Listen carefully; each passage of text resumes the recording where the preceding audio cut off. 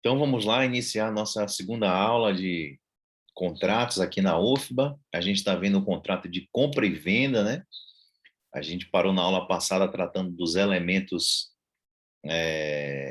essenciais, os elementos fundamentais, que é o consentimento, né? O objeto e as partes. Opa! Débora perguntando aqui se as aulas vão ficar disponíveis. Elas já estão, Débora, no, no YouTube, viu? Tem um canal lá, ó, eu vou colocar aqui, é o Prof. Marcelo Timbó, e aí já tem as aulas desse semestre da UFPA que a gente está dando aqui pelo Zoom. Eu gravo as aulas e coloco lá, beleza? Então, tá aqui na tela a apostila. Onde é que a gente parou aqui, né? É um objeto. Então, tá aí na tela para vocês. Os elementos básicos, né, elementos essenciais da compra e venda são três, que a gente já tinha visto. Partes, coisa e preço, né? As partes, que é, na verdade é o consenso das partes, a coisa que vai ser vendida e o preço estabelecido pela compra e venda. A gente já viu sobre o consentimento das partes, né? Deve ser um consentimento livre, espontâneo, de boa fé, sem vícios, né? Realizado por pessoas capazes. A gente viu também que, em alguns casos especiais, pode existir, além da necessidade da capacidade normal, uma espécie de plus na capacidade, que a gente chama de legitimação, né? Um requisito a mais da capacidade da parte em relação à legitimidade dela para praticar aquela compra e venda, como, por exemplo, a autorização dos demais descendentes e do cônjuge quando for realizada uma compra e venda de ascendente para descendente. É um exemplo de legitimação. E a gente vai estudar com calma quando a gente vê modalidades lá especiais de compra e venda, a gente vai estudar essa venda de ascendente para descendente. Beleza? Então, a gente parou aqui no objeto, né? Depois de ver o consentimento, a gente estuda o objeto da compra e venda. Regra geral, o objeto da compra e venda, meus amigos e minhas amigas, tem que estabelecer o requisito de validade, né? Estabelecido lá no artigo 104.2, que trata dos requisitos de validade de todo negócio jurídico. Todo negócio jurídico ele tem que ter como objeto um objeto lícito, determinado ou determinável. Então, qualquer negócio jurídico, e a compra e venda não ficaria de fora disso, ele tem que ter um objeto lícito, né? Não contrário ao direito, e o objeto tem que ser determinado ou pelo menos determinável. Então, esses são os requisitos básicos do objeto, né? O objeto tem que obedecer o quanto disposto no artigo 104.2 do Código Civil. O CDC, por exemplo, a gente vai observar que em alguns diplomas legais, como no CDC, o legislador preferiu usar o vocábulo produto. Ele não fala objeto da compra e venda, ele fala produto. Mas nada mais é do que o objeto da compra e venda, né? O produto, lá para o Código de Defesa do Consumidor, que equivale a qualquer bem móvel ou imóvel, material ou imaterial, né? O produto, que o CDC chama-se de produto. Então, o objeto, ele tem que ser existente, né? Determinado, à exceção dos contratos aleatórios. É possível, excepcionalmente, uma compra e venda que envolva um objeto determinável, como, por exemplo, compra e venda de safra futura, como a gente já mencionou aqui. É possível que, de antemão, o objeto não esteja todo determinado da compra e venda, mas ele vai ser delimitado, pelo menos, em relação à espécie, quantidade mínima e por aí vai. Tá bom? Vai ter uma área, um risco, quando a compra e venda for um pacto aleatório, mas, regra geral, o objeto ele é determinado, tá bom? Então, a compra e venda admite o objeto determinável? Admite. Admite. É possível também está vinculado a uma coisa futura, né? O contrato de compra e venda, como no nosso exemplo da compra e venda de safra futura, e é o que diz o artigo 483. O que é o artigo 483 do Código Civil diz? Ele, na verdade, vincula os efeitos da compra e venda, quando ela for ligada a um evento, a um objeto futuro, fica, obviamente, vinculada à existência dessa coisa no futuro, né? Se essa coisa não vir a existir, o contrato de compra e venda não vai produzir os efeitos pela parte, os efeitos desejados pela parte. Está aqui, ó, na tela de vocês, o artigo 483. Nesse sentido aí, ó, o que diz o artigo 483 do Código Civil.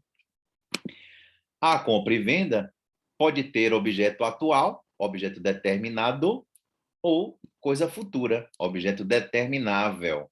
Sendo que, neste caso, né, de coisa futura, ficará sem efeito o contrato se esta coisa futura não vier a existir, salvo se a intenção das partes era concluir um pacto aleatório na modalidade venda da esperança, né? Aquele pacto aleatório de maior risco, que é o pacto aleatório em que as partes assumem o risco da coisa sequer vir a existir. Né? Então, quando o objeto envolver coisa futura, vai ficar sem efeito o contrato se essa coisa não existir, mas, excepcionalmente, se as partes assumiram um pacto aleatório, um risco na compra e venda, claramente, aí poderá produzir os efeitos e vincula o pagador, né? O comprador, mesmo não existindo. Mas aí tem que ficar claro que a intenção das partes era realizar um contrato de risco. Beleza? Ok.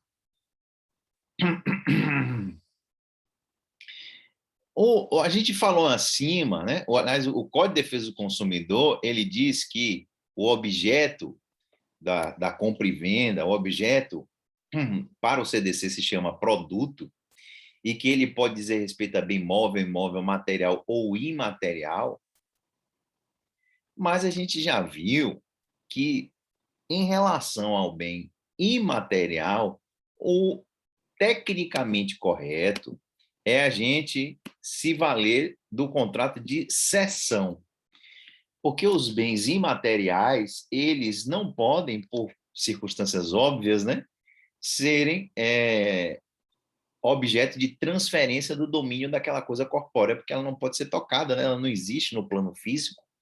Então, o pacto que se realiza em relação às coisas incorpóreas, tecnicamente falando, é a cessão. Você faz, por exemplo, uma cessão de direito de imagem. A gente não realiza um pacto de compra e venda de direito de imagem, né? Tecnicamente isso não está correto, não fica bem assim na fita você falar isso. Por quê? Porque o contrato de compra e venda, ele, na verdade, diz respeito a coisas corpóreas, a coisas tangíveis, né? A coisas que podem ser tocadas e haver a transferência física do domínio da coisa, desse celular, por exemplo, de uma pessoa para outra. Agora, quando a gente fala de direitos extracorpóreos, quando a gente fala de direitos imateriais, a exemplo dos direitos autorais, por exemplo, os direitos da personalidade, direito da imagem, direitos hereditários, a gente está falando de bens incorpóreos. E aí, por isso, o ideal é que a gente faça a menção ao contrato de cessão. Beleza? Bens incorpóreos, alvo é o negócio jurídico, é a cessão. Tá bom? Na prática, os efeitos da cessão e da compra e venda são muito parecidos. A diferença básica é que a cessão ela pode ser temporária de direitos, né? E a compra e venda, ela é uma compra e venda que, regra geral, é um negócio definitivo. A transferência da propriedade é definitiva. A gente vai ver que nós temos algumas espécies de compra e venda que podem envolver cláusulas resolutivas, mas a regra geral é que, uma vez vendido o bem, ele definitivamente passa para a propriedade do comprador. Já a cessão, ela envolve tanto a cessão definitiva de direitos autorais, por exemplo, bem como a cessão temporária, que inclusive é a regra geral. Normalmente, a cessão ela é algo, é um negócio jurídico temporário. Beleza? O objeto da compra e venda, ó, pode ser não, deve ser um bem consumível. Então, consumível em que sentido? No sentido de consuntibilidade física, né? Ele pode ser consumível fisicamente, o fato de você utilizar ele importa a destruição, ou consuntibilidade jurídica. Um bem, por exemplo, uma roupa para uma loja é um bem consumível, mas não é uma consuntibilidade física, porque essa característica de ser consumível, ela diz respeito ao fato de que a primeira utilização importa em sua destruição. Essa é a imagem geral que nós temos dessas características do bem ser consumível, né?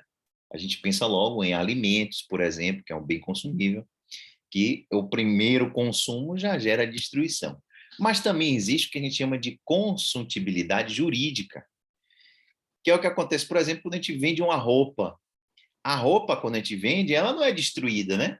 Ela pode ser usada, mas ela sai definitivamente do estoque do vendedor para o domínio do comprador.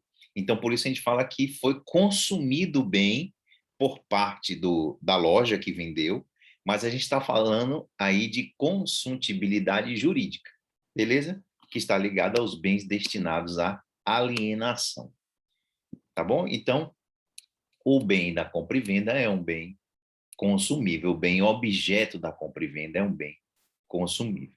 Beleza? Então, professor Flávio Tartucci, ele menciona, inclusive, que caso o bem objeto da compra e venda seja um bem inalienável, por exemplo, bem de família voluntário ou convencional, né, que está no Código Civil entre os artigos 1711 e 1722, se a compra e venda envolver um bem inalienável, a venda é nula. A venda ela vai ser considerada nula. Por quê? Por conta da ilicitude do objeto. Aquele objeto ele é ilícito, já que há uma vedação legal de venda daquele objeto. Então, ó, a ilicitude está no artigo 166, que diz quais são as causas de nulidade dos negócios jurídicos, né? Aí a gente vai ver o artigo 1662 diz quando o objeto for ilícito. Então, é nulo o negócio jurídico quando ele envolve a transferência, a alienação de um bem ilícito, tá bom? Então, se o bem não for alienável, se for um bem inalienável, como, por exemplo, os bens de família, os bens impenhoráveis previstos lá no CPC, nesse caso aí a compra e venda é nula, tá bom? Ela não é nem anulável, ela é nula. Aliás, o problema em relação ao objeto, e aí vocês podem até anotar isso, gera nulidade do negócio jurídico. Sempre. Sempre a nulidade. Já o problema, por exemplo, em relação ao sujeito, em relação ao consentimento, pode gerar nulidade ou anulabilidade. Pode gerar nulidade ou a anulabilidade. O negócio pode ser nulo ou anulável, vai depender do caso concreto. Por exemplo, compra e venda realizada por absolutamente incapaz, o negócio é nulo. Compra e venda realizada por relativamente incapaz, ele é anulável. Agora, quando o problema está no objeto do negócio jurídico, aí a consequência é sempre a nulidade. Tá bom? Não dá para salvar um negócio jurídico quando o problema está no seu objeto. Outros exemplos de bens inalienáveis, outros exemplos de bens que não podem ser objeto de compra e venda. Então, regra geral, qualquer bem corpóreo pode ser objeto de compra e venda, só que tem as ressalvas, né? As ressalvas legais dos bens inalienáveis, como, por exemplo, o bem de família, voluntário ou convencional, o bem de família legal, que é alvo de uma lei esparsa. Também nós temos a herança da pessoa viva. A herança da pessoa viva, meus amigos, não pode ser objeto de contrato. o herdeiro de alguém não pode, antes daquela pessoa falecer, começar a negociar os bens que ela ainda vai ganhar por herança. Ainda vai ganhar quando essa pessoa vier a falecer. Então, não é possível a realização no nosso ordenamento do chamado pacta corvina, ou pacto do corvo, né? Pacto do corvo. Corvo é a ave que está associada à morte, né? O corvo. Pacta corvina é o pacto do corvo, pacto daquele que deseja a morte de alguém. Então, se alguém está negociando a herança de uma pessoa que está ainda viva, o artigo 426, que vocês já estudaram lá em teoria geral dos contratos, ele considera nulo este contrato, porque é a realização de um acordo que é como se estivesse havendo uma torcida para que a pessoa morresse, né? Porque aquele bem não faz parte ainda do domínio daquele que está negociando. O bem ainda é do pai, é da mãe, é da pessoa que é o titular atual do bem. Aquele bem só vai passar ao domínio do eventual vendedor aí, no caso, né? Se o pai, a mãe ou aquela pessoa que é titular do bem vier a falecer. Então, para desestimular esses tipos de acordo que contam com a morte da outra pessoa, é que o ordenamento proíbe o pacta corvina, o pacto do corvo. Também, são inalienáveis. Peraí, me dê um instante aqui.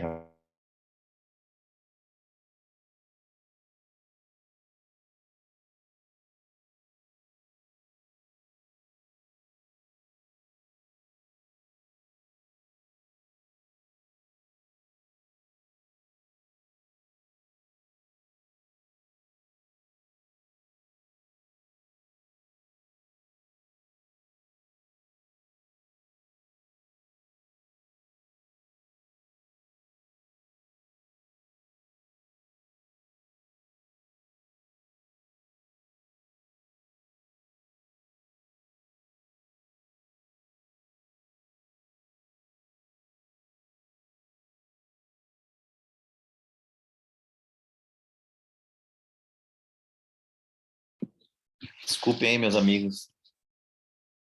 Pois é uma ligação urgente aí, é o que eu estava esperando aí. Então, ele estava falando de bens inalienáveis que não podem ser objeto de compra e venda. Herança da pessoa viva, bem de família, voluntário ou legal, tudo isso por conta de proibição legal. É o que acontece também com os direitos da personalidade. Os direitos da personalidade, o pessoal o código fala que os direitos da personalidade são bens indisponíveis, né? São bens inalienáveis. Exemplo, os órgãos do corpo humano.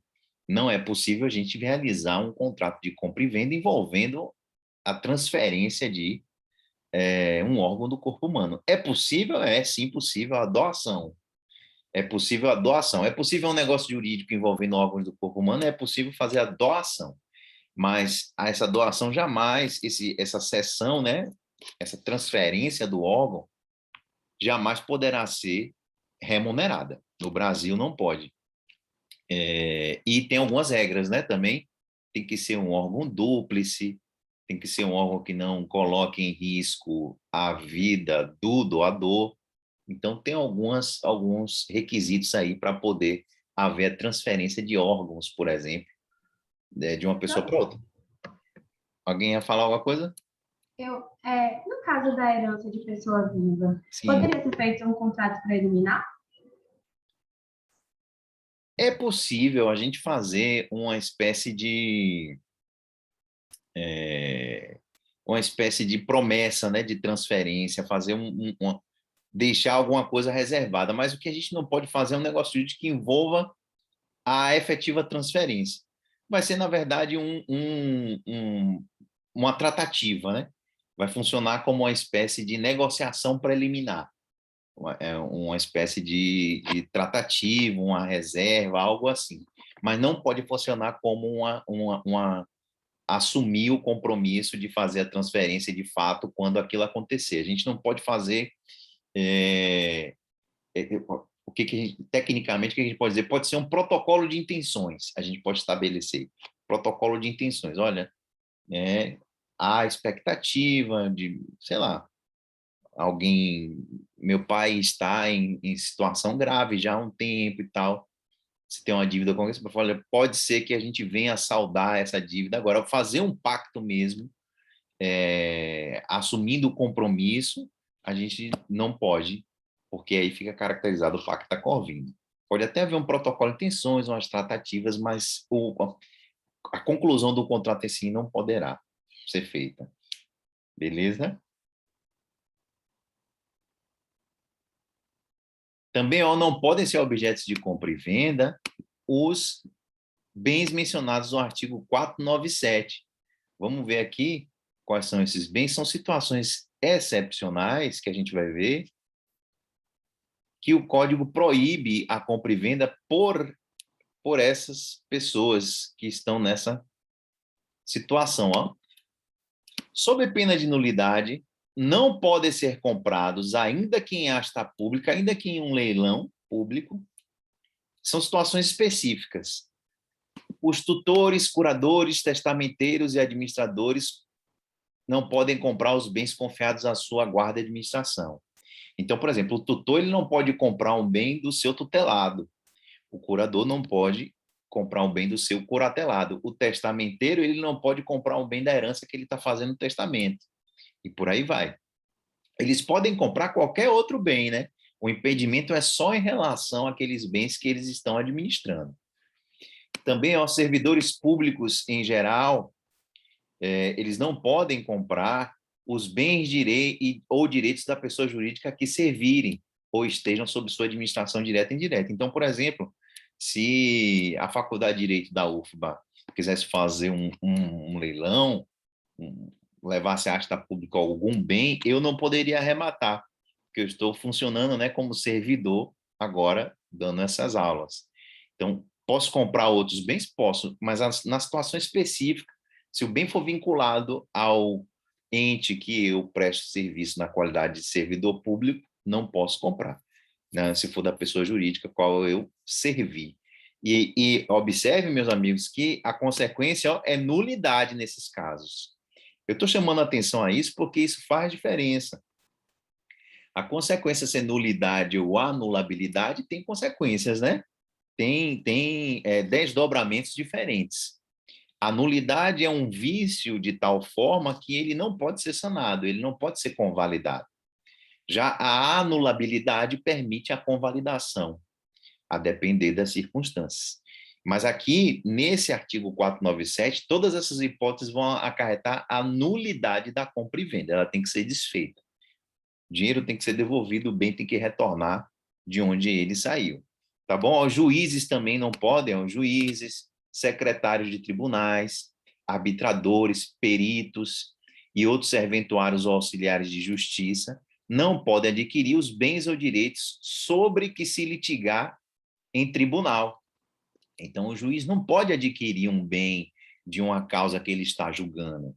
Ele não pode adquirir um bem que seja levado à asta pública pelo aquele tribunal que ele serve. Então, ele não pode, apesar do que a gente vê na prática aí, né?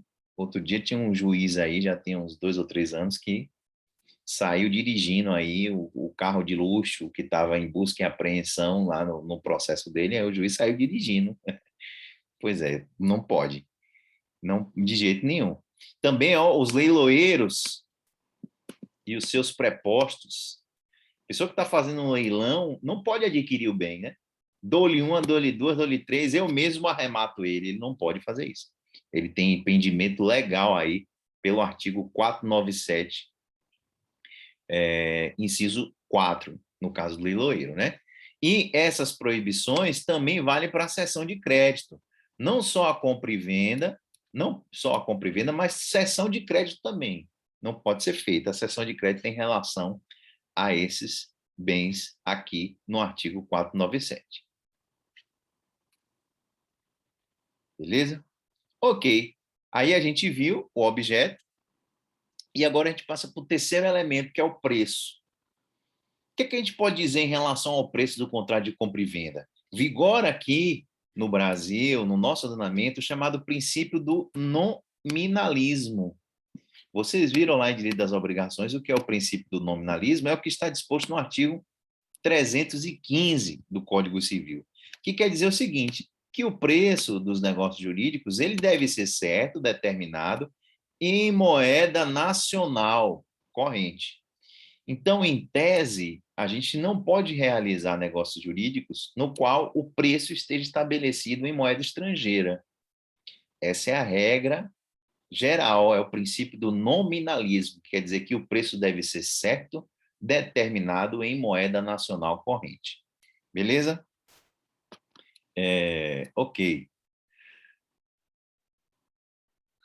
O próprio código diz, né, no artigo 318, que se o preço é fixado em moeda estrangeira, a consequência é a nulidade.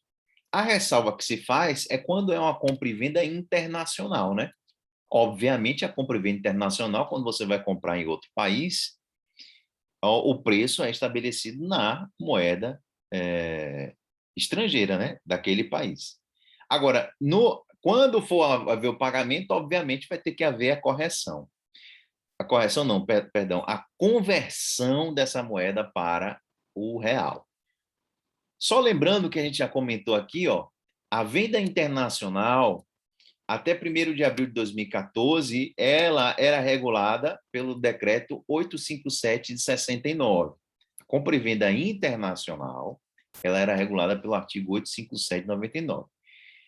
A partir de 1º de abril, o Brasil se tornou signatário da Convenção Internacional de Compra e Venda, e aí o que regula a compra e venda internacional, desde então, é a CISG, que é a Convenção Internacional de Sales of Goods, né? Que, na verdade, é um dos desdobramentos da Convenção de Viena. Então, o Brasil foi lá na década de 90 que foi signatário da Convenção de Viena, mas em relação à CISG, só em 1º de abril que a gente assinou, que a gente formalizou a entrada em vigor dessa convenção aqui no país. Então, até essa data, o que regula a compra e venda internacional? Decreto-Lei 857 de 69. Após essa data, a Convenção Internacional de Compra e Venda. Beleza? Como a gente está mencionando na apostila aí, a gente falou que o preço tem que ser em moeda nacional, mas nada impede que se fixe o preço em moeda estrangeira, desde que ele seja convertido para a moeda nacional no momento do pagamento. Então, preço deve ser em moeda nacional, ele pode ser até estabelecido em moeda estrangeira, mas na hora do pagamento ele tem que ser convertido. Ele vai ser convertido. Além disso, a correção monetária está implícita no princípio do nominalismo, preservando o valor real da moeda e evitando o enriquecimento sem causa. Então, o princípio do nominalismo quer dizer isso, quer dizer que o preço deve ser certo, determinado em moeda corrente nacional. Esse é o preço.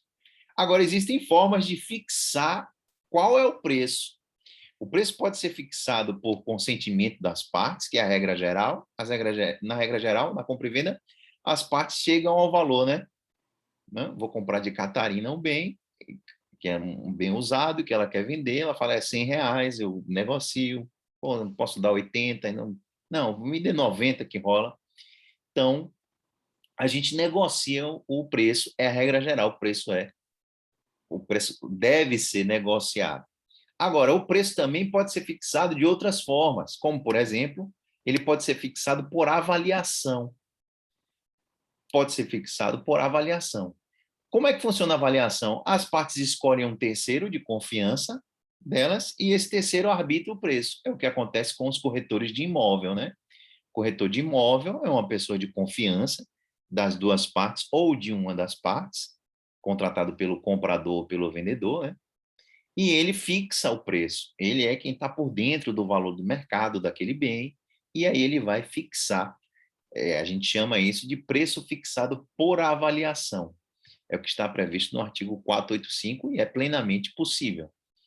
Então, além do preço fixado pela vontade das partes, a gente tem algumas outras formas. Uma delas é o preço fixado por avaliação. O preço também, pode ser atrelado, isso é uma novidade do Código Civil de 2002, o preço ele pode ser atrelado também à taxa de mercado ou de bolsa. O que a gente precisa é só fixar, ter previamente fixada qual é a data de referência dessa cotação e o lugar. Então, por exemplo, é possível fazer assim, vamos comprar, o preço vai ser estabelecido de acordo com a cotação do dia 31 de dezembro de 2021, de determinada ação, no valor dela lá na Bolsa de Tóquio. É possível? É possível. Em tese, é possível. É possível atrelar o preço a uma taxa de mercado ou de bolsa, desde que a gente já fixe previamente qual vai ser essa data, né? Fixe a data de referência e o lugar, né? Qual é o lugar de referência dessa taxa de mercado ou de bolsa. Então, tá aí. A gente deu até um exemplo aqui, vincular o preço de produto à cotação no dia 1º de janeiro de 2018. Essa data aqui é antiga porque foi escrita em 2017, essa apostila aqui. O preço pode ser fixado também por outros critérios objetivos, como o preço por cotação, é a previsão do artigo 487. Então, o preço pode ser arbitrado de acordo com índices como o INPC, o IGPM, e por aí vai. O que importa é que seja previamente esclarecido, previamente estipulado qual é esse valor, qual é esse índice, né? Qual é esse critério objetivo que vai determinar a cotação do preço. Beleza? Agora, atenção. Em relação à vinculação de um preço ao valor do salário mínimo, a Constituição Federal veda esse tipo de associação, né? A Constituição Federal, artigo 7º, inciso 4, ela, regra geral, veda a contratação de qualquer índice vinculado ao salário mínimo. A Constituição Federal quer essa desvinculação. É o que está estabelecido também na súmula vinculante número 4 do STF. Salvo nos casos previstos na própria Constituição, né, as exceções ressalvadas na própria Constituição, o salário mínimo não pode ser usado como indexador de base de cálculo de vantagem de servidor público ou de empregado, nem ser substituído por decisão judicial. Então, o servidor público ele não pode se valer de alterações do valor do salário mínimo para pedir reajuste, justamente por conta dessa vedação na Constituição. E aí o STF ele editou a súmula vinculante número 4, que diz isso, que o salário mínimo ele não pode ser usado como indexador de base de cálculo para vantagem de servidor ou de empregado, nem ser substituído por decisão judicial. Beleza? Também é possível fixar o preço por um preço médio. Só que tudo que a gente está vendo é o que está disposto no código. Vocês vão dar uma lida depois no código, nesses dispositivos que a gente está mencionando aqui. Vocês vão ver que a referência é o que a gente está comentando aqui. Me dê um minutinho aqui.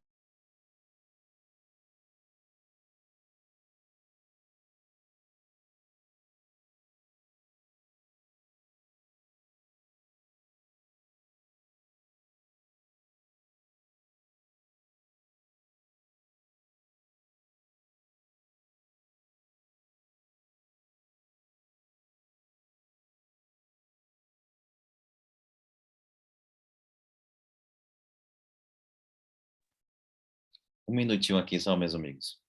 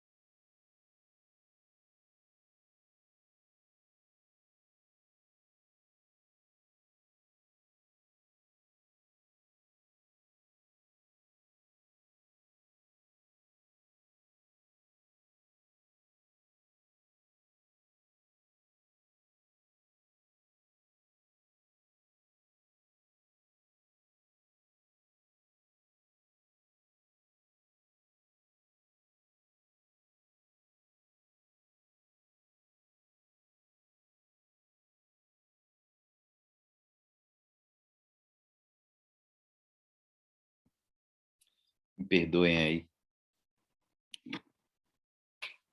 Hoje à noite tem um show, aí dia de show é assim, fica um monte de coisa acontecendo ao mesmo tempo. Voltamos a tocar, vamos tocar hoje num casamento. Então vamos lá, meus amigos. O preço ele pode ser fixado também por um preço médio, um preço de costume, né? Qual é o costume do local? É o preço, é um critério válido para se estabelecer o preço, o valor da venda habitual ou a venda de costume.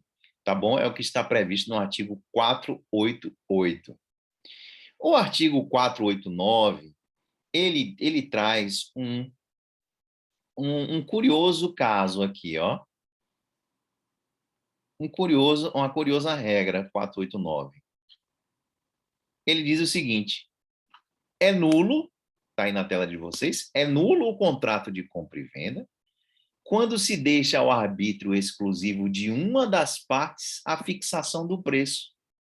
Olha só, o código, ainda pautado enfim, em um cenário antigo, né?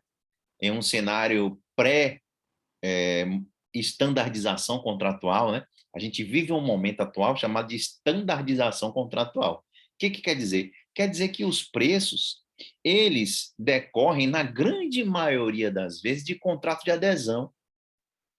A grande maioria das vezes que a gente vai comprar alguma coisa, a gente não consegue negociar muito o preço. Por quê? Porque o vendedor ele fixa unilateralmente todas as cláusulas contratuais, inclusive o preço. A gente vai num site lá comprar, né, um bem, hoje em dia, o preço está lá, a gente não tem o que fazer. E aí o artigo 489 diz que é nulo o contrato de compra e venda quando se deixa ao arbítrio exclusivo de uma das partes a fixação do preço. O que isso quer dizer? Isso quer dizer o seguinte, que esse dispositivo é um dispositivo um tanto ultrapassado. Ele faz referência ao contrato que seria, em tese, paritário, ao contrato negociado de compra e venda. Vamos imaginar que eu vou fazer uma compra e venda com Letícia e a gente vai fazer em condição de igualdade um contrato de compra e venda. Não é um contrato de consumo, não é um contrato de adesão, a gente vai negociar. Aí o dispositivo diz que ele seria nulo se eu ou Letícia, sozinho, de acordo com o arbítrio de uma das partes apenas, fixasse o preço. Aí ele seria nulo. O que esse dispositivo quer é que as partes tenham a liberdade de poder negociar o valor da compra e venda, e não engessar. Só que o que acontece é que a gente hoje vive um momento, como eu falei para vocês, de estandardização dos contratos. A gente vive um momento em que a gente está passando, a grande maioria da nossa compra e venda passa por contratos de adesão. Então, nesse sentido, nesse cenário de contratos de adesão, e os contratos de adesão, eles acabam sendo, no cenário de estandardização contratual, a única forma de se realizar os pactos de compra e venda, né? Não daria, por exemplo, para a Centauro ela sair negociando com cada pessoa que quisesse comprar um tênis ou uma blusa esportiva na loja dele, sair negociando o preço com cada um. Não dá. Então, essa nulidade, ela diz respeito aos contratos paritários e diz respeito também à prevenção ao que a gente chama de preço cartelizado. Preço cartelizado é um combate à cartelização dos preços, como que acontece, por exemplo, hoje em dia com o combustível, né? O combustível, se a gente parar para pensar, ele é um preço cartelizado. Porque você chega em Salvador aqui, você chega no posto, qual é o valor da gasolina? Sei lá, 5,90. Aí vai no posto seguinte, qual é o valor da gasolina? 5,90. E no outro, 5,90. Então, acaba sendo um preço que o grupo de empresas, eles se reúnem e fixam o preço final do produto para dominar o mercado e regulamentar a concorrência. Então, em tese, isso é um ilícito. Aí você pergunta, professor, e por que os postos de gasolina conseguem fazer isso? Boa pergunta. Boa pergunta. Há um combate, sim, o Ministério Público tenta combater isso, mas a prática, a gente já vê aí o que é que o preço é cartelizado. Aí tem um aumento, sei lá, aumenta 10 centavos. Você pode ter certeza que no dia seguinte tem 10 centavos em todos os postos, igualzinho o aumento. Então, qual é a ideia desse artigo 489? É impedir que em contratos paritários não haja uma negociação do preço e combater o chamado preço cartelizado, né? Preço cartelizado é uma modalidade de abuso do poder econômico, de acordo com a Lei 8884 de 94. Então, é um abuso do poder econômico e esse dispositivo 489 ele visa combater isso. O que acontece na prática já é outra coisa. O que importa para a gente aqui é a gente compreender essa parte teórica, especialmente para nossas provas, né? Você vai fazer uma prova de concurso e vem a afirmação: é nulo no contrato de compra e venda o preço fixado unilateralmente por uma das partes. Verdade, pode marcar. É o artigo 489. E o que está por trás é a tentativa de combater o preço cartelizado e o preço estabelecido unilateralmente em um contrato de compra e venda paritário. Beleza? Então, sobre o preço, eram essas as considerações que a gente tinha que fazer. Aí eu abro, inclusive, um tópico na apostila para comentar sobre isso, né? O preço e o contrato de adesão. Ou o contrato diz que o Código Civil diz que é nulo o preço fixado por uma das partes. E a gente, a todo instante, cujo preço é fixado unilateralmente pelo vendedor, como é que fica isso? O que acontece é que, nesse momento de estandardização contratual, né, chamado momento de império dos contratos modelo ou estandardização contratual, eles acabam por fazer com que seja socialmente aceito e socialmente útil essa forma padrão de contratar, que é estabelecida através dos contratos de adesão.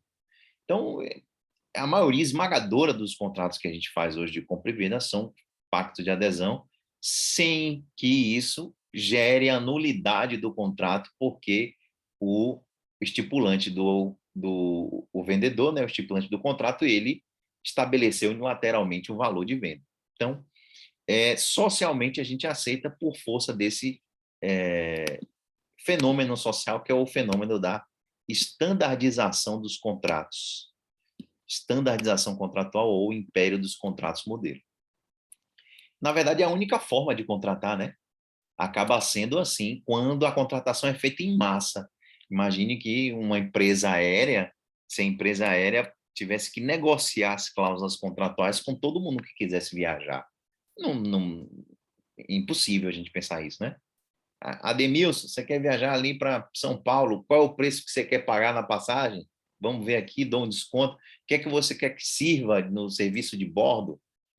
Eu quero um acarajé, eu queria que servisse. É inconcebível a gente pensar esse tipo de liberdade, já que uma empresa aérea tem que estabelecer milhares de contratos ao mesmo tempo, né? Então, é o fenômeno da estandardização contratual que acaba aceitando o fato de um contrato de compra e venda, o valor ser estabelecido unilateralmente por uma das partes. Beleza? Então, o contrato de adesão é um fenômeno que existe aí e mencionado pela doutrina e que ele sai da regra geral. Agora, sobre o contrato de adesão, o CDC, o Código de Defesa do Consumidor, ele inclusive traz um conceito, né, de contrato de adesão. Contrato de adesão é aquele cujas cláusulas tenham sido aprovadas pela autoridade competente ou estabelecidas unilateralmente pelo fornecedor de produtos ou serviços. Então, o que é que caracteriza o contrato de adesão? É aquele que uma das partes sozinha estabeleceu todas as cláusulas, inclusive o preço. Não dá para discutir as cláusulas do contrato de adesão. Tá bom? Aí, o professor Flávio Tartucci traz um conceito, depois vocês dão uma lida aqui de contrato de adesão. Mas o que importa também da gente falar aqui é para a gente não confundir, que às vezes a gente cai na cilada de confundir o conceito de contrato de adesão com o conceito de contrato de consumo. São coisas distintas, são coisas distintas. Eu não sei se eu já expliquei aqui para essa turma o contrato de consumo, mas repetindo a explicação, e se não fiz, vai aqui a primeira vez, o contrato de consumo é aquele que é regulado pelo Código de Defesa do Consumidor e que a gente percebe no polo de no polo de um dos lados da relação jurídica a figura do consumidor. O que é o consumidor? É aquele destinatário final da cadeia de circulação do produto ou do serviço. Então, no Brasil, qual é a teoria que serve para caracterizar a relação de consumo? É a chamada teoria finalista. Finalista justamente porque ela leva em consideração se o consumidor, se aquela pessoa que está comprando o bem é o destinatário final. Se ela for o destinatário final e se houver uma relação de vulnerabilidade entre aquele adquirente e aquele que está vendendo, nós estaremos aí diante da relação de consumo. Então, a relação de consumo é que tem a presença do consumidor, que é o destinatário final, e tem do outro lado um vendedor de produtos ou serviços profissional, aquele que tem como hábito a venda daquele produto ou serviço, profissionalmente exerce aquela atividade, e do outro lado tem um destinatário final, nós temos aí uma relação de consumo. Então, por exemplo, se eu vou comprar uma casa na mão de um particular, esse contrato não é um contrato de consumo, não é regulado pelo CDC. Por quê? Porque um particular ele não exerce aquela atividade de venda de casa habitualmente. Ele não é o meio de vida dele, não, ele não exerce aquela atividade profissionalmente. Agora, se eu compro uma casa na mão de uma incorporadora, aí é relação de consumo. Porque além de eu ser o destinatário final, né, comprar uma casa para o uso próprio, eu estou adquirindo na mão de um ente que exerce a atividade de venda daquele bem profissionalmente. Então, nós temos aí a relação de consumo, tá bom?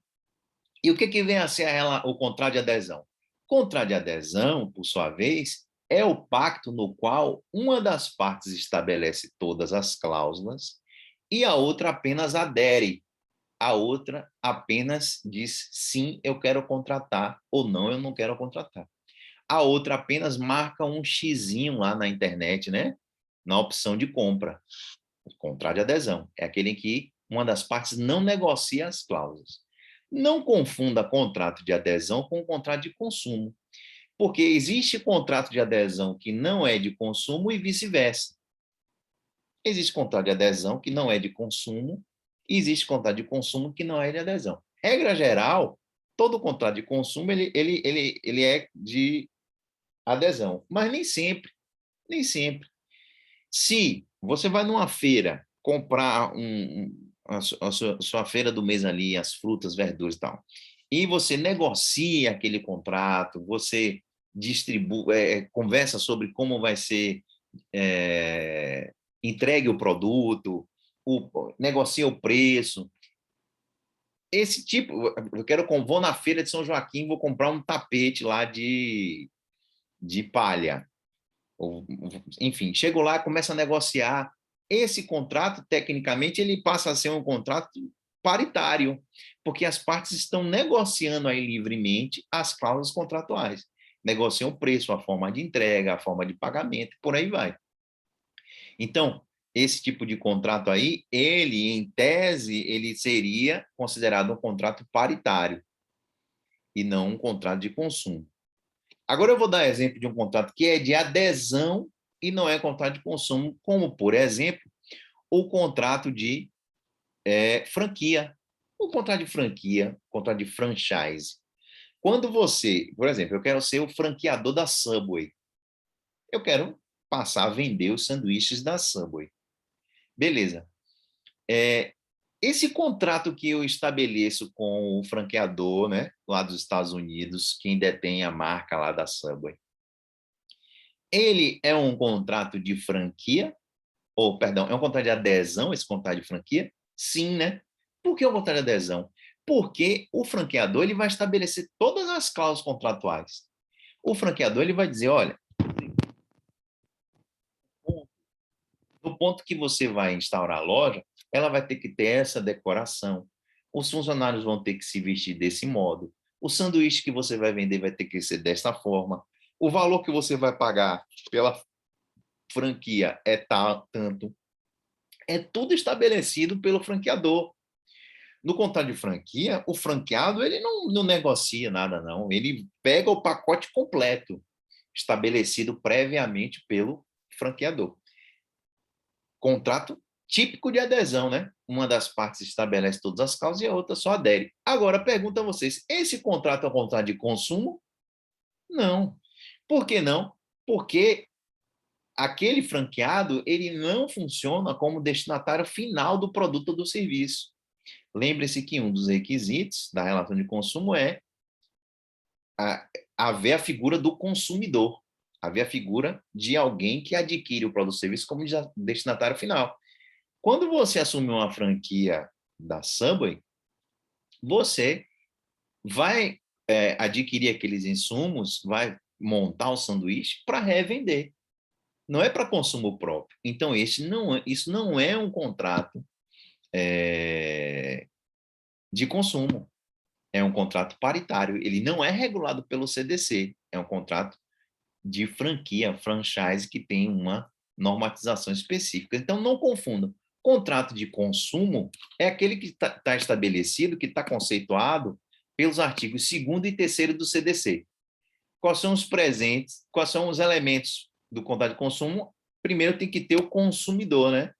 Consumidor, e do outro lado tem que ter alguém que venda aquele produto ou serviço profissionalmente. Então, é marcada por uma das partes, chamada consumidor, que é o destinatário final, e essa parte é uma parte vulnerável. Ela está em desvantagem em relação ao vendedor do produto, quando a relação de consumo. Por isso que o CDC vem com uma série de regras mais protetivas para o consumidor. Já o contrato de adesão é aquele em que uma das partes estabelece todas as cláusulas contratuais e a outra apenas aceita ou não. Beleza? Regra geral, contrato de consumo ele é de adesão, mas nem sempre. Se um contrato for negociado, ele passa a ser paritário, né? Deixa de ser de adesão. E a gente deu o exemplo também de um contrato de adesão que não é de consumo, como o contrato de franquia. Então, são coisas distintas. Não confundam o contrato de adesão com o contrato de consumo. São coisas distintas. Podem representar a mesma coisa, a mesma figura em determinadas situações? Com certeza. Na maioria das vezes, os contratos de consumo são de adesão, mas nem sempre. Tá bom? Então, fiquem atentos aí. Professor, então, se quer dizer que se eu realizo uma compra e venda e não é caracterizada como contrato de consumo, regulado pelo CDC, aí as regras que eu vou me valer são as do Código Civil? Exatamente. As regras, os dispositivos que a gente estuda do Código Civil relativos à compra e venda valem para as compras e vendas paritárias, né? Negociadas. Se a compra e venda ela derivar de uma relação de consumo, a gente usa a norma especial, que é o CDC.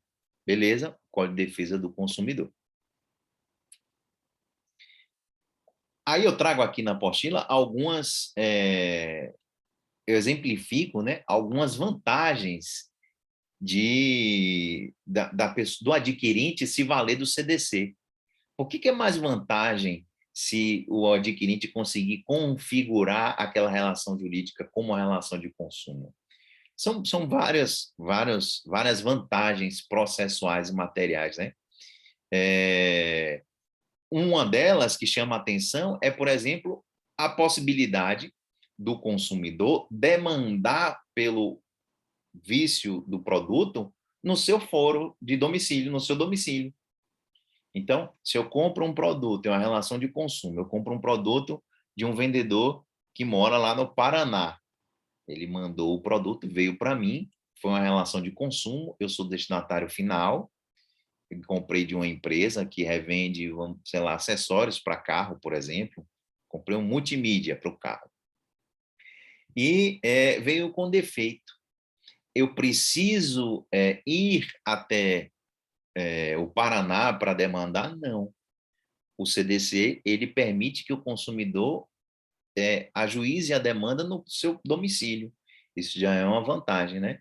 Isso já é uma grande vantagem. Então, o foro uma grande vantagem. Existem outras vantagens também em relação a prazo de, por exemplo, dano moral.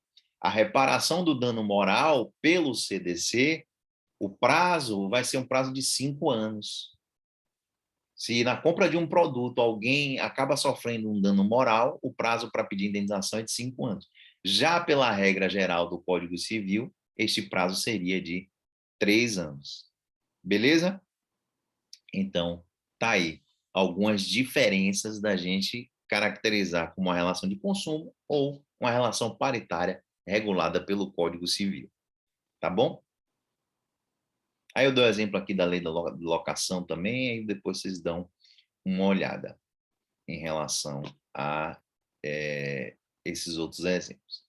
Vamos lá, efeitos da compra e venda. Quais são os efeitos da compra e venda, né? O que advém da compra e venda?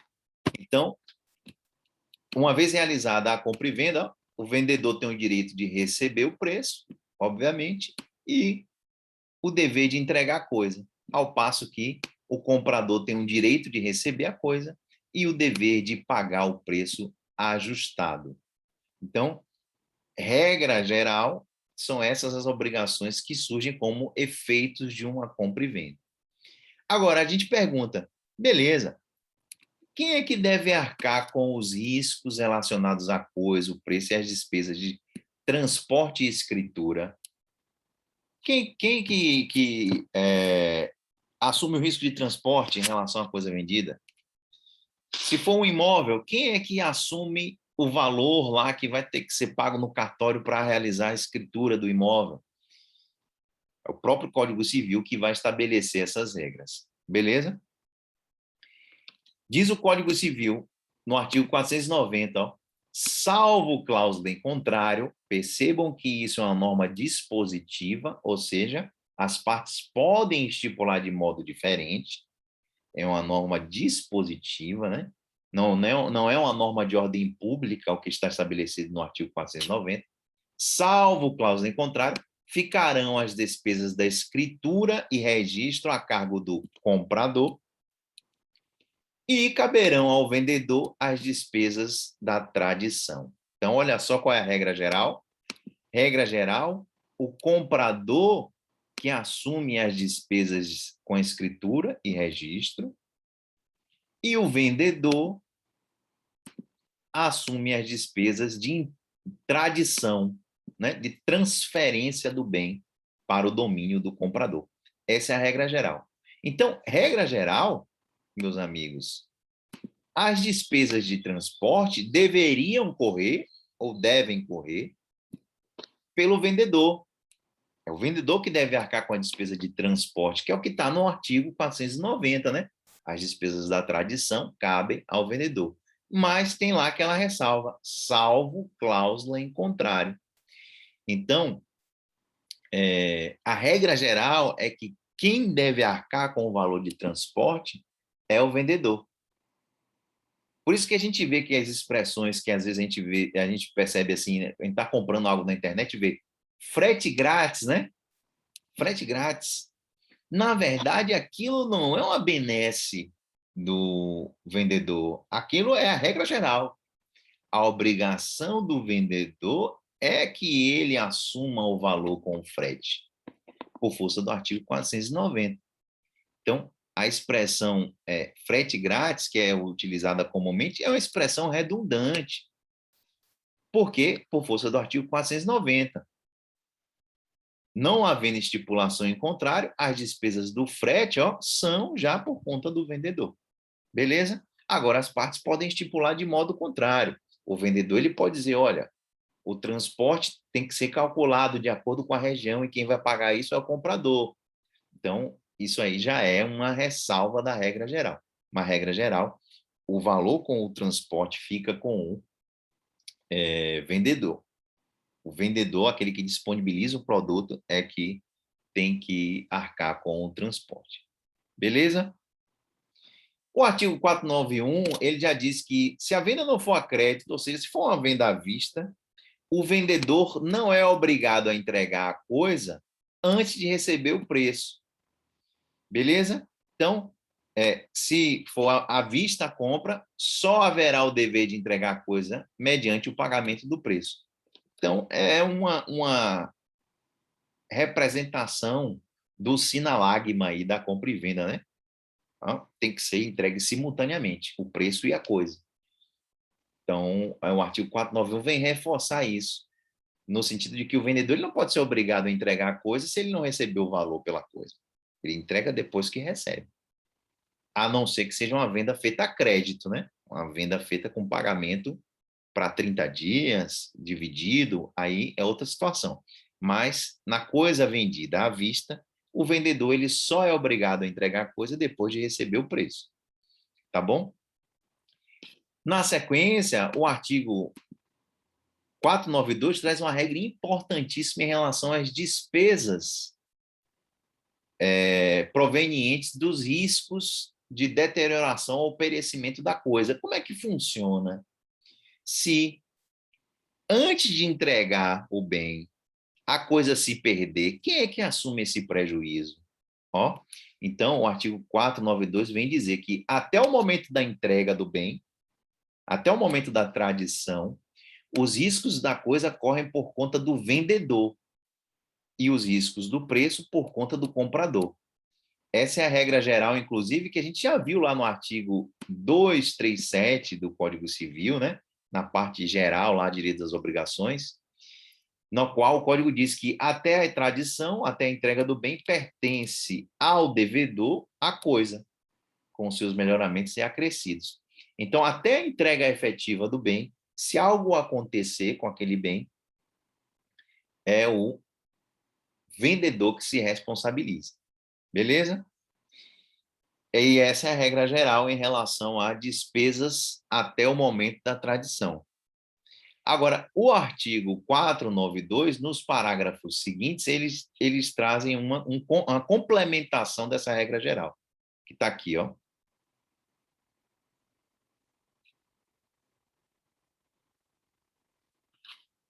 Perdão.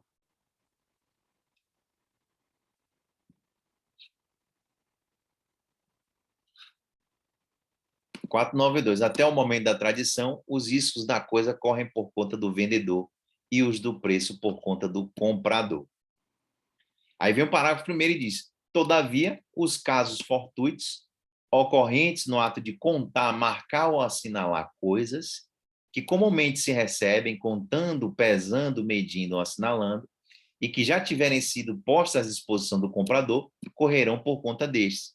É a hipótese de quando se está vendendo um produto em que tem que se pesar o produto ou se medir a quantidade, diz o código que se acontecer algo nesse meio termo, quando o objeto já estiver à disposição do comprador, aí se acontecer algum problema, o risco da coisa é por conta do comprador.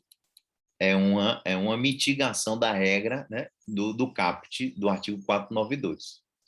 Também, ó, correm por conta do comprador, saindo a regra geral, os riscos das referidas coisas se estiver em mora de receber. Então, o comprador, se ele ajusta, olha, eu vou comprar um carro na mão da concessionária e vou pegar lá no dia 22 de setembro. Só que no dia 22 de setembro eu não apareço. O que acontece aí? Aí acontece a mora do comprador. A mora do comprador. Ele tinha que pegar o bem em determinado dia, momento, e ele não foi. Acontecendo alguma coisa com o bem a partir daí, aí quem vai sofrer o prejuízo é o comprador. O risco da coisa é do comprador a partir desse momento. Ok?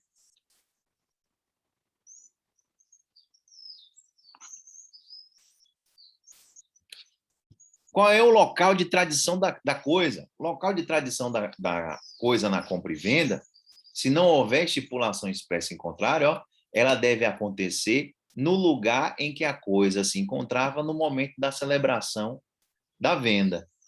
no momento da celebração da venda. Mas é uma regra dispositiva, ó, se não houver estipulação em contrário. Então, é possível que as partes estabeleçam, olha, o bem vai ser entregue em tal lugar. É possível que as partes estabeleçam uma regra diferente. Mas a regra geral é que a coisa vai ser entregue no local onde ela se encontrava no momento da celebração da compra e venda. Tá bom? Essa é a regra geral, mas pode ser estipulada outra regra de acordo com a vontade das partes. Claro que a gente está se referindo aí a bens móveis, né? Porque o bem imóvel, ele só pode ser transferido no local onde ele existe. A gente só pode fazer a transferência de um imóvel no local em que se localiza o imóvel. Que a gente vai fazer, na verdade, a transcrição, né? Vai no cartório competente, só vai existir um cartório para aquele imóvel, e neste cartório a gente faz a transferência do domínio da titularidade. Agora, em relação aos bens móveis, regra geral, ele vai ser, lugar do contrato vai ser considerado aquele lugar onde a coisa se encontrava no momento da celebração. Tá bom? Agora, se o comprador, se ele pede que a coisa seja expedida para um lugar diverso do local da compra, aí os riscos vão correr por conta desse comprador, tá bom? Então, o vendedor entregando a coisa ao transportador, a partir dali já não mais é com o devedor, não o vendedor. Aí passa a ser os riscos para o comprador, tá bom? Então, fiquem atentos também a essa exceção, a essa ressalva que faz o artigo 494.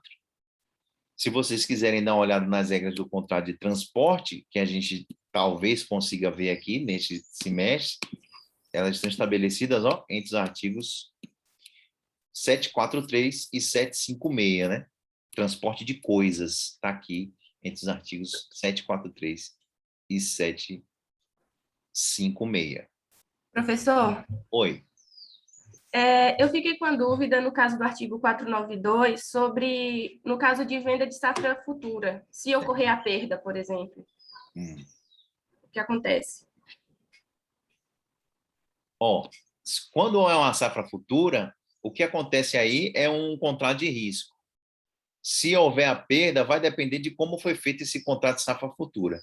Se houve uma estipulação de uma quantidade mínima a ser colhida, né? Aí, se essa quantidade mínima não foi atingida, o contrato perde os efeitos. Mas, se a quantidade mínima for exigida, aí ele vai continuar vinculando as partes e o vendedor tem que receber o preço e o comprador tem que pagar o valor.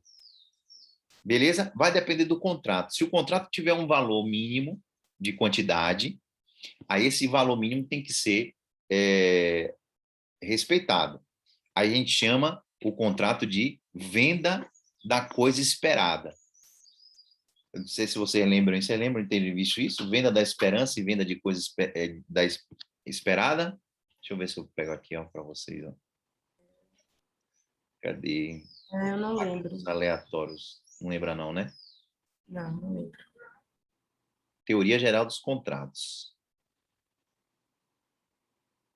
Essa é a terceira. Aqui. Contratos aleatórios. Está aqui no código. Ó. O artigo 458, contrato aleatório, o que é um contrato aleatório? É um contrato de risco, né? Alea quer dizer risco, sorte. Alea quer dizer que alguém está assumindo o risco.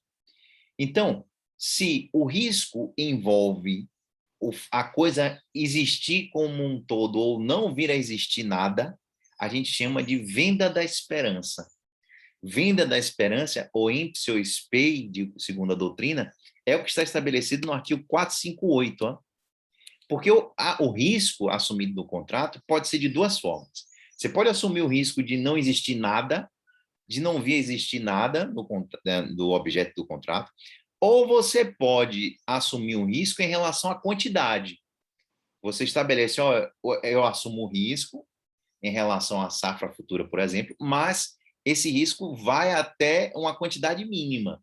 Vamos imaginar, eu vou comprar a safra futura de café de Catarina, Mas eu falo, ó, Catarina, o mínimo é 100 sacas de café.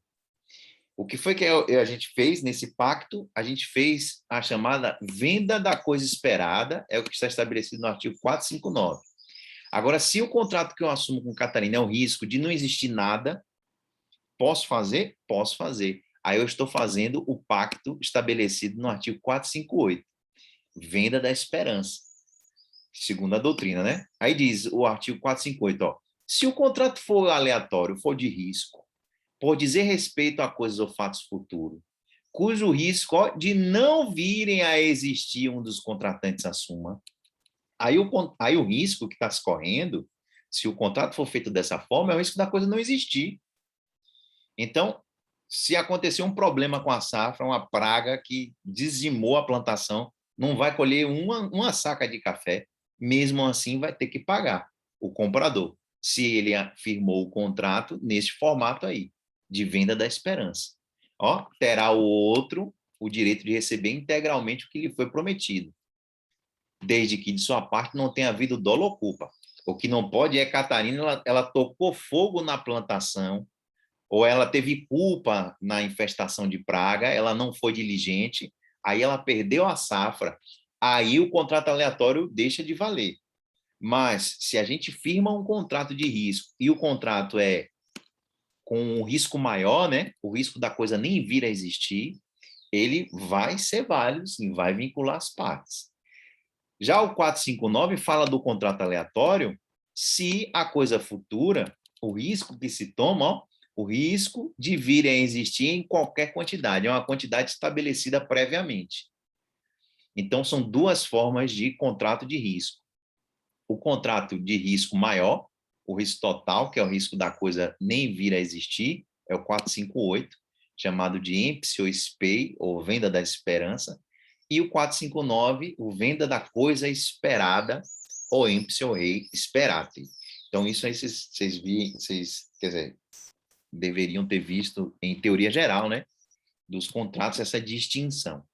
Para fixar o que é venda da esperança, que é em relação ao risco maior, eu gosto de usar a ideia do, não sei se vocês conhecem aqui, talvez os mais velhos, chamado Porta da Esperança, de Silvio Santos. Você lembra desse quadro dele lá?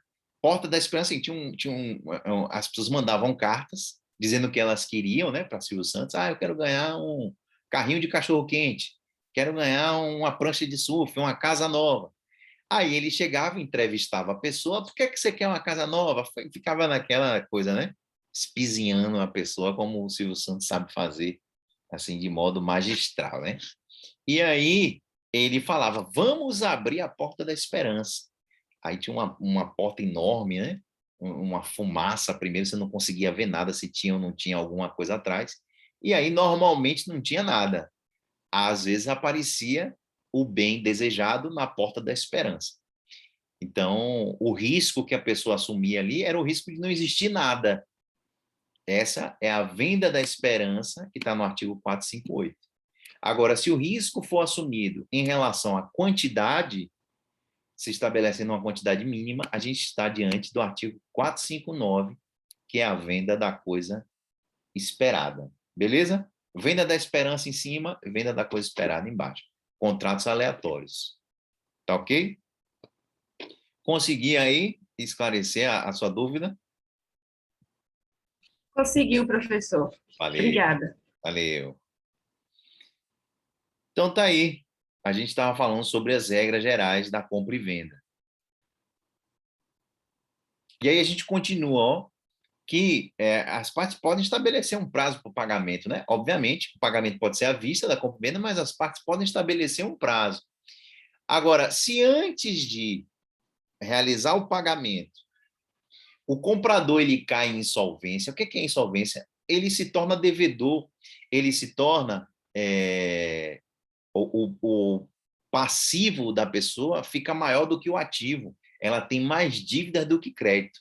É o insolvente. Insolvente é aquela pessoa que não tem condição de arcar com os seus pagamentos, porque ela se tornou insolvente. A dívida dela está maior do que o patrimônio que ela tem. Então, se nesse intervalo desde que as partes ajustam a compra e venda até a entrega do bem, o comprador se torna insolvente, o vendedor ele pode se recusar a entregar o bem. Olha, só vou entregar a coisa até que você me dê uma caução, me dê uma garantia de que você pagará o preço. É o que diz o artigo 495. Se o comprador se torna insolvente antes de pagar o preço, o vendedor ele tem o direito de dizer, olha, não vou lhe entregar mais o bem, porque você se tornou insolvente, a não ser que você me dê uma garantia, me dê uma caução. E vice-versa também, né? Se o vendedor se torna insolvente, o comprador também pode reter o pagamento até que haja uma garantia do vendedor de que ele vai entregar o bem. Porque a chance de um vendedor insolvente de não entregar o bem é grande, né? Ele está com dívida e aqueles bens vão ser utilizados para pagamentos das dívidas dele. Tá bom? Então, é o que está estabelecido no artigo 495.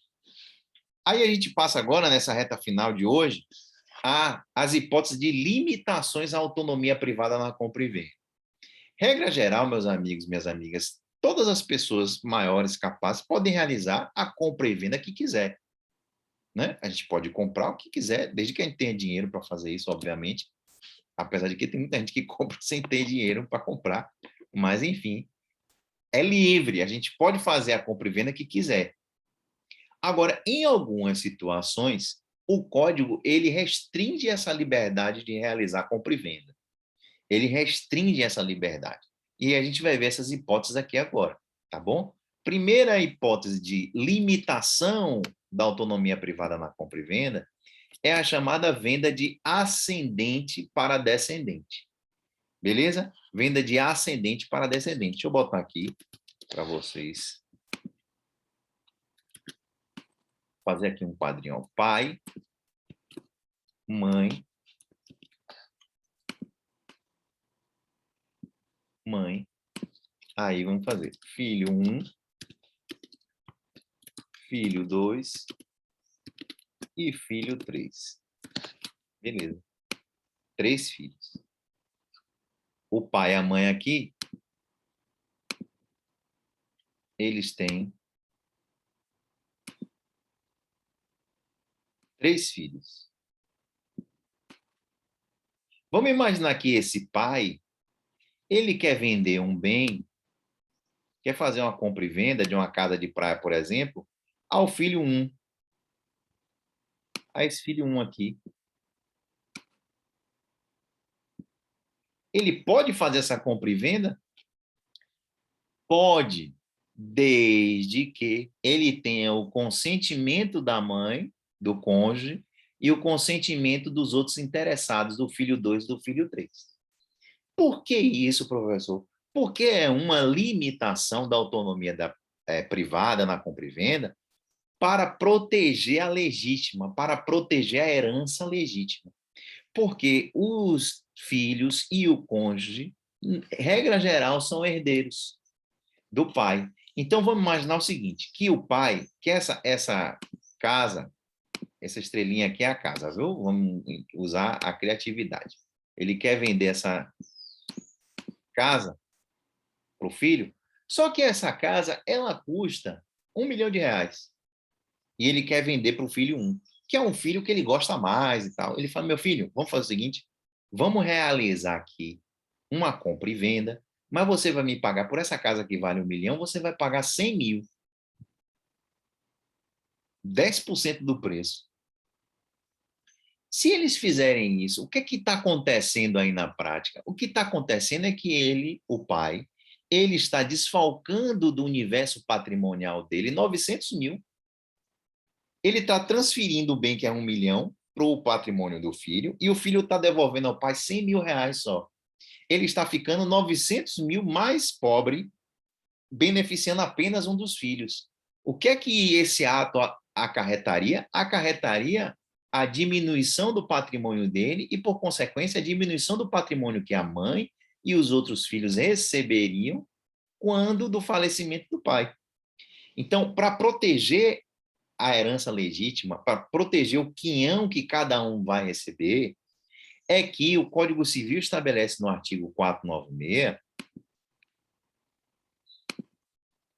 que é anulável a venda de ascendente para descendente, salvo se os outros descendentes, o filho 2 e o filho 3, e o cônjuge do alienante, expressamente derem o ok, expressamente terem ciência, né? Eles tiveram ciência daquela compra e venda e falaram, tudo bem, meu pai, pode vender. Tá bom aí. Por quê? Para proteger o quinhão da herança legítima de cada um. Agora, dispensa-se o consentimento do cônjuge se o regime for da separação obrigatória de bens. Por quê? Porque o cônjuge, quando ele é casado no regime da separação de bens, ele não é herdeiro. Então, já que o cônjuge não vai herdar, aí o Código faz essa ressalva no parágrafo 1º, parágrafo único do artigo 496. Se eles forem casados no regime de bens, no regime de separação obrigatória de bens, aí o cônjuge não vai precisar dar o consentimento. Os filhos vão continuar precisando dar o consentimento, porque eles continuam como herdeiros, independentemente do regime de casamento entre pai e mãe, né? Os filhos são sempre herdeiros legítimos. Beleza? Então, o cônjuge, ele, regra geral, tem que dar o consentimento, mas se ele for casado no regime da separação obrigatória, diz o Código, vai ser dispensado o consentimento do cônjuge, pois ele jamais concorrerá com os descendentes em primeiro lugar na ordem de vocação hereditária. Tá bom? Pegaram aí essa regra? Qual é a ideia dessa regra? Ponto importante é o seguinte, fiquem atentos que o Código fala que é anulável. O Código não fala que é nula a compra e venda. Por que eu estou chamando a atenção para isso?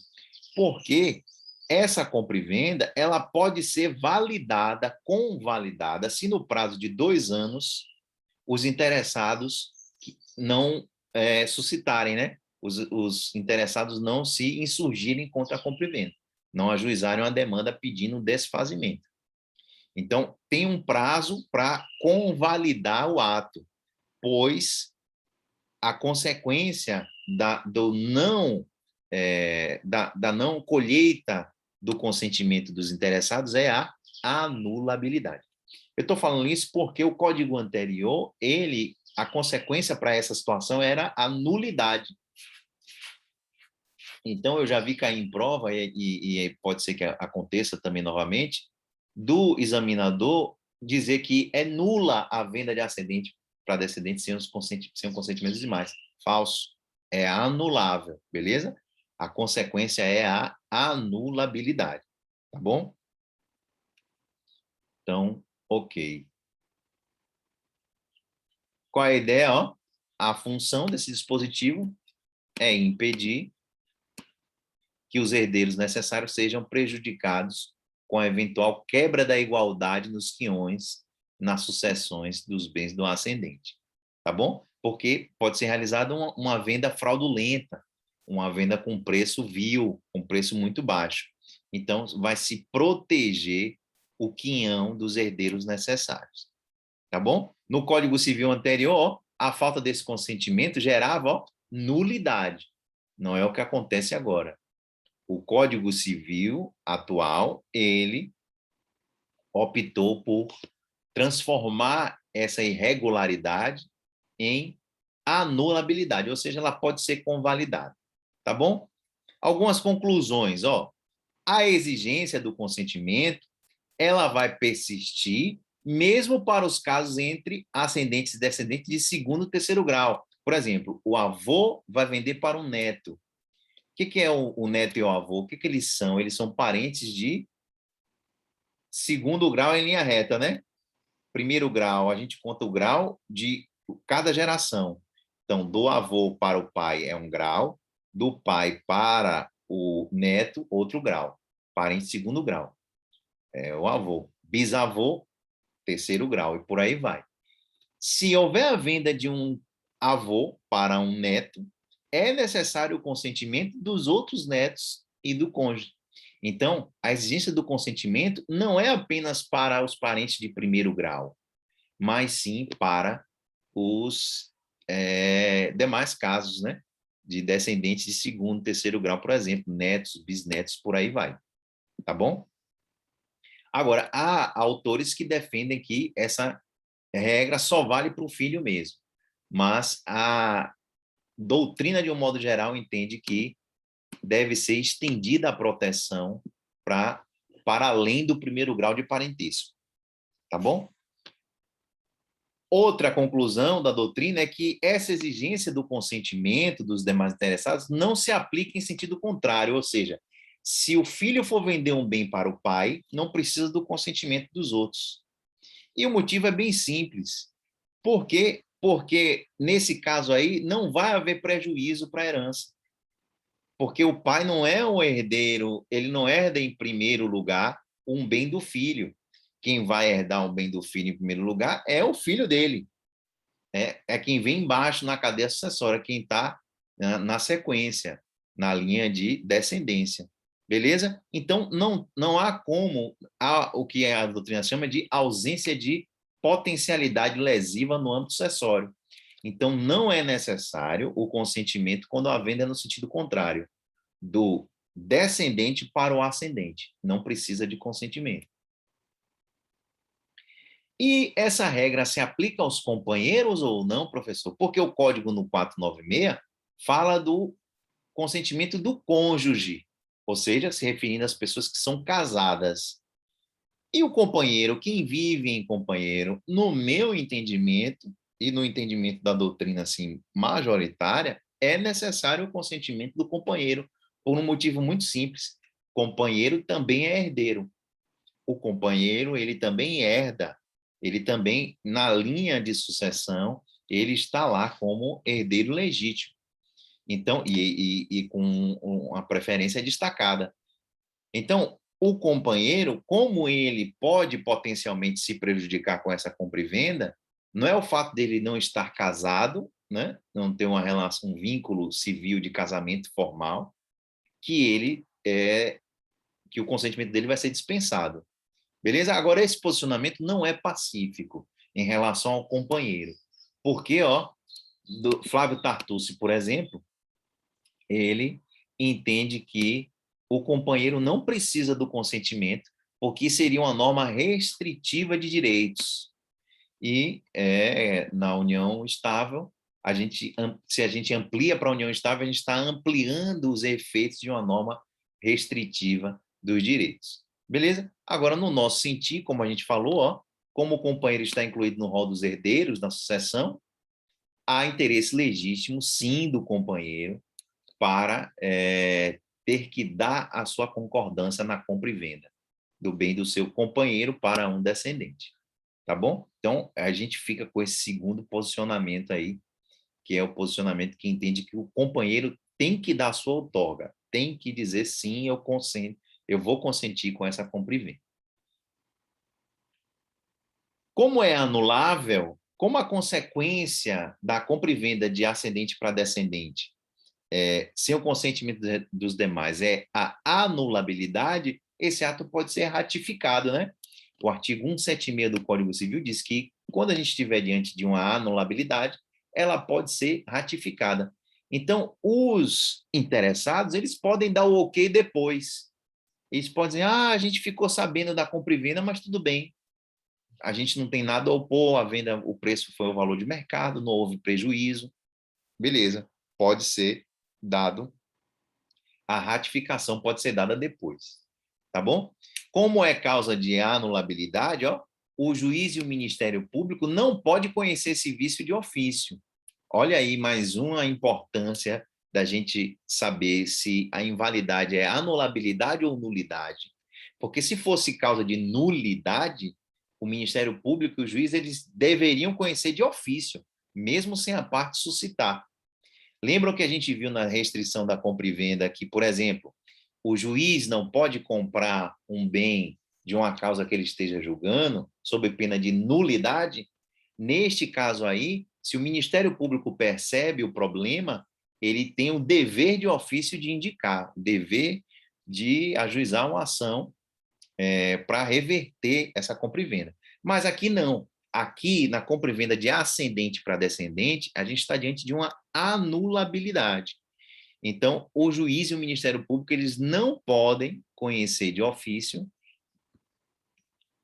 uma ilicitude numa forma de anulabilidade, beleza? Só os interessados que podem suscitar algum problema aí, os descendentes prejudicados e o cônjuge.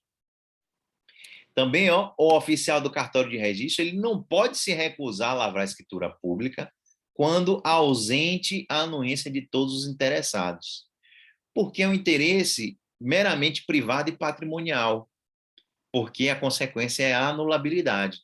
Então, em tese, o oficial que vai lavrar lá no cartório de registro de imóveis, ele não pode perguntar, ficar entrando nessa questão. Olha, mas e os demais interessados, eles deram anuência? Cadê? Chame eles lá para ele. Ele não pode fazer isso. No nosso formato atual, cuja consequência é a anulabilidade, os servidores públicos envolvidos nesse tipo de negócio ou que tiverem contato com eles não podem, de ofício, suscitar essa irregularidade. Tá bom? Se o descendente for um menor e não tiver representante, claro, o juiz deve nomear um curador especial. Vamos imaginar que, no caso, a mãe já tenha falecido, só tem um pai, e o pai vai vender o bem para um dos filhos. Aí, um outro filho que foi preterido, ele é menor de idade. Quem é que vai dar esse consentimento no lugar do menor de idade? O juiz vai ter que nomear o curador. Seria a mãe dele, né, normalmente, mas se ele não tiver, o juiz nomeia o curador. E aqui, de todas essas observações, a mais importante é em relação ao prazo. Qual é o prazo que as partes têm para suscitar essa anulabilidade?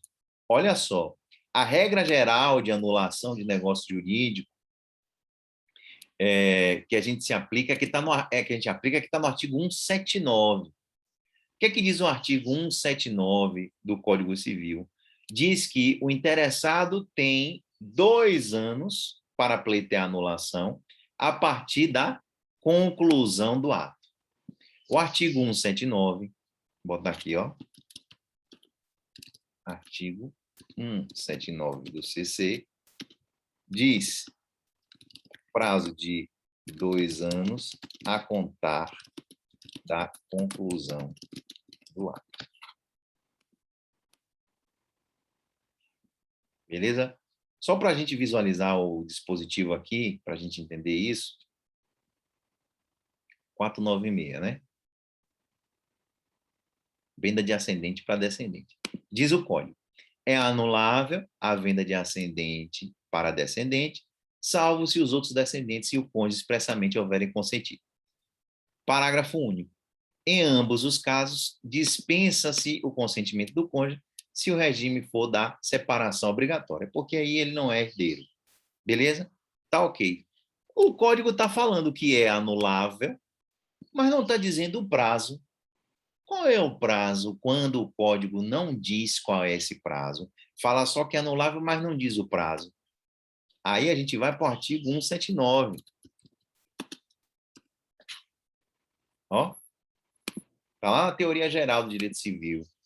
Quando a lei dispuser que determinada ata é anulável, sem estabelecer o prazo para pleitear essa anulação, será este de 2 anos, o prazo será de 2 anos, a contar da conclusão do ato. Então, a partir do dia em que foi realizada a compra e venda sem o consentimento, os demais filhos, no nosso exemplo, filho 2 e filho 3, eles têm 2 anos, a partir dessa data da conclusão do ato, para pleitear a anulabilidade, para pleitear a anulação do ato. Beleza? Então, qual é o prazo? 2 anos para os descendentes, a partir da conclusão do negócio jurídico. Tá bom? Então, esse prazo é um prazo de 2 anos. Atenção, esse prazo mudou, né? Antes, esse prazo era um prazo de 20 anos. Ele era previsto na súmula 494 do STF, mas essa súmula foi cancelada pelo novo Código Civil. Né? O Código Civil de 2002, que foi posterior à súmula, ele modificou o prazo, que era enorme, um prazo, né? de 20 anos, Agora o prazo está bem menor, 2 anos a partir da conclusão do ato. Beleza? Agora atenção ao pulo do gato. Tem uma ressalva aí. A ressalva qual é? Para o cônjuge. O cônjuge também tem 2 anos, mas o prazo para o cônjuge não começa a contar da conclusão do ato, mas sim do término da sociedade conjugal. Ou seja, de quando ele se divorciar, de quando ele, ou de quando falecer, né, o cônjuge que está vendendo o bem. Então, ó, importante ressalva. Para o cônjuge, o prazo de 2 anos terá como marco inicial o término da sociedade conjugal. É o que estabelece o artigo 1649 do Código Civil. Pô, professor, quer dizer então que o prazo para o cônjuge é bem melhor, né? É, exatamente. O prazo para o cônjuge é um prazo bem melhor. Vocês estão vendo aí na apostila? Não, porque para mim está dando uma espécie de erro aqui, mas estou conseguindo compartilhar, né? Beleza. Está aqui, ó, 1649. O prazo, ele é o mesmo, mas ele começa a contar de um termo inicial muito melhor. Por quê? Porque vamos imaginar que essa compra e venda seja realizada hoje, né? 22 de setembro de 2021. E esse cônjuge, ele só vinha se divorciar daqui a 10 anos. Ou o cônjuge que vendeu bem faleça daqui a 10 anos. A partir de então, que é quando acontece o término da sociedade conjugal, é que vai começar a contar esse prazo de 2 anos. Por quê? Porque para o cônjuge, a gente tem uma norma especial, ó, que é o artigo 1649. Vamos olhar aqui o artigo 1649. Artigo 1649.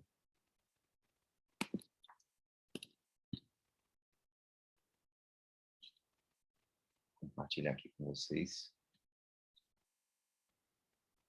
Está aí na tela.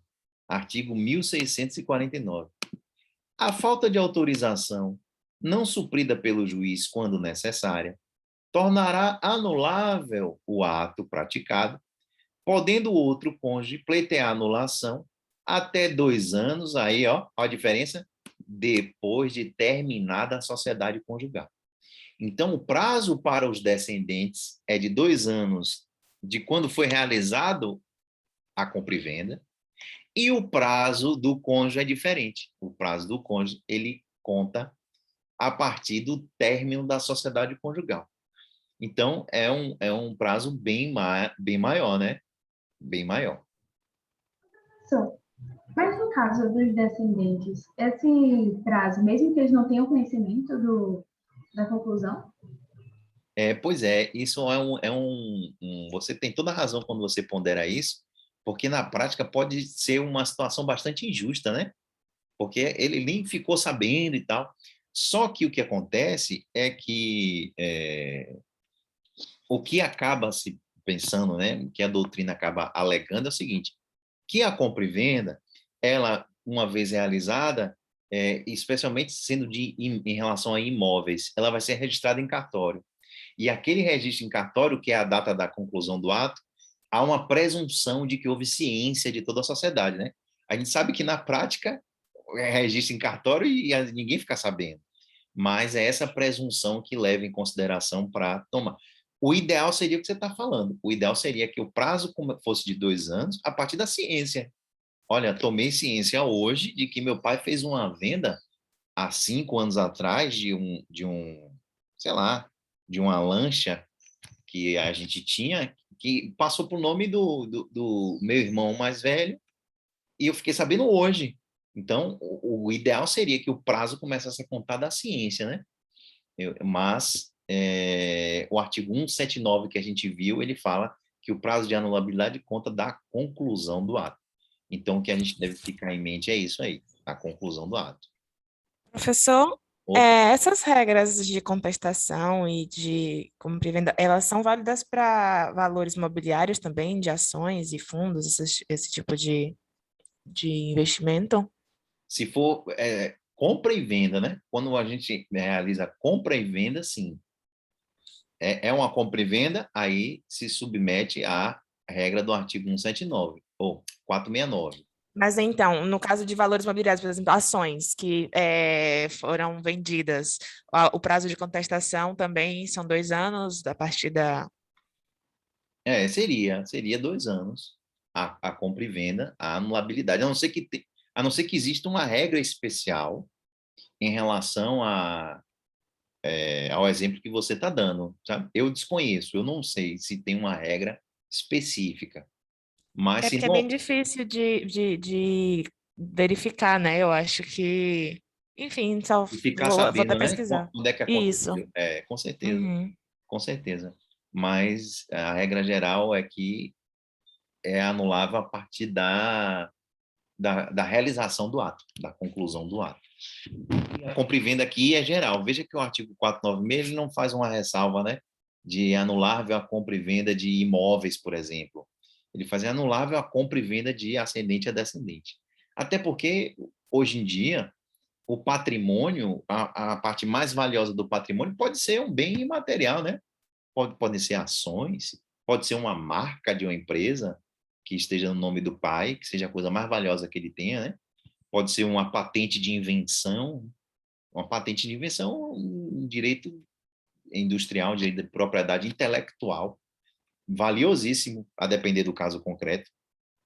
E aí a gente conta a partir da conclusão do ato. Mas, de fato, deveria ser o mais justo, né? Seria a partir da ciência dos interessados. É a chamada accionata, né? Accionata, essa teoria que defende que o prazo seja contado a partir de quando a parte tem ciência. É o que acontece, por exemplo, a accionata é o prazo utilizado nas ações de indenização, por exemplo, em relação a danos ambientais. Se houve, por exemplo, um vazamento de uma substância química em um rio e poluiu o rio e tal, e a população ali do entorno do rio começou a consumir peixes poluídos e tal. E aí a pessoa desenvolve um câncer. Só que ela vai desenvolver o câncer anos depois, 5, 10 anos depois. E surgiu uma discussão nos tribunais sobre qual seria o prazo, né? A reparação do dano civil pelo Código Civil são 3 anos, mas surgiu uma dúvida. O prazo seria do evento da poluição, de quando o rio foi poluído, ou quando a vítima teve ciência de que ela criou aquele problema. Aí os tribunais decidiram pela teoria da accionata, quando as vítimas tomaram ciência, obviamente, né, para fazer justiça. Então, não ia ficar sem indenização se a gente considerasse a data do fato, a data do ato realizado, do ato ilícito, né, da poluição, nesse caso. Então, o que se decidiu no particular em relação a prejuízos causados por sinistros ambientais, foi isso, a teoria da accionata, quando a parte tem ciência daquele prejuízo que ela foi acometida. Então, quando a parte tem ciência de que ela, por exemplo, desenvolveu uma doença, comprova isso, né? Como é que ela vai saber disso? Fazendo um exame, anos depois, quando começa a sentir os sintomas. Aí, a partir dessa data, é que vai contar os 3 anos para pedir indenização por dano moral, patrimonial. Beleza? Mas aqui não. Aqui, o que funciona para compra e venda é o que está disposto no código, a data de conclusão do ato. Professor, então só uma pergunta. No caso em que um pai tem um filho e aí tem outro filho que está investigando a paternidade para fazer a comprovação, e aí esse pai vende para esse filho, tipo, legítimo, entre aspas, alguma coisa, e o período para terminar a investigação da paternidade dura uns 2 anos. Será que poderia recorrer em relação àquele bem vendido? Na verdade, a investigação de paternidade não tem um prazo. Ela é uma ação imprescritível, né? Essas ações que dizem que são relativas ao estado da pessoa, elas não prescrevem. A gente pode, um filho pode ser reconhecido mesmo após a morte do pai, lá no inventário, e é uma coisa que acontece com uma certa frequência, quando a pessoa morre, aparecerem filhos desconhecidos, né? E o inventário dura anos, 10, 15, 20 anos, e é possível que surja depois. Então, não prescreve para a ação de paternidade, ela é imprescritível. Pode ser reconhecida a paternidade a qualquer tempo, mesmo após a morte do requerente, não do pai, mas mesmo o filho que queria ser reconhecido, veio morrer, depois pode ser reconhecido, porque efeitos sucessórios vão derivar aí, né, desse reconhecimento. Beleza? Ok. E para finalizar a venda de ascendente para descendente, os tribunais eles têm exigido prova de prejuízo pela parte que alega anulabilidade. Então, o prejudicado, o descendente ou o cônjuge, ele tem que comprovar que houve um prejuízo para ele, que houve um prejuízo do patrimônio. Não basta ele dizer que quer anular dentro do prazo, sem que se comprove o prejuízo. Porque se não houver prejuízo, o STJ entende que não há que se falar em anulabilidade, né? Tem que haver o prejuízo. A segunda hipótese de restrição de compra e venda é a chamada dos bens sob administração, que a gente já viu aqui, a gente já mencionou. É a hipótese do artigo 497, a gente estava falando, já falou hoje, nas hipóteses em que esses sujeitos indicados aqui, eles não podem adquirir os bens que estão sujeitos à sua administração. E aqui a consequência, de acordo com o Código 497, é nulidade. Diferentemente do que a gente acabou de ver no 496, que gera anulabilidade, aqui é a nulidade. Se o tutor compra um bem do seu tutelado, né, do seu pupilo, essa compra e venda é nula. Ela não pode ser convalidada, não tem um prazo para anular, ela é nula, não produz efeitos, tá bom? Então, esse é o 497, chamado de hipótese de venda de bens sobre administração. A consequência é a nulidade, tá bom? Então, fiquem atentos aí. Deixa eu ver o que é que eu posso dizer mais disso. Tá bom, é só a leitura depois desse código. Venda entre cônjuges. Até que horas essa aula? 12h30, né? 12h30, professor. Pronto, vamos ficar por aqui, ó. Venda entre cônjuges. Outra restrição.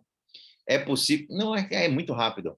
É possível a venda de bens entre cônjuges? É possível, desde que seja um bem que não faça parte da comunhão. Eu sou casado com Maria.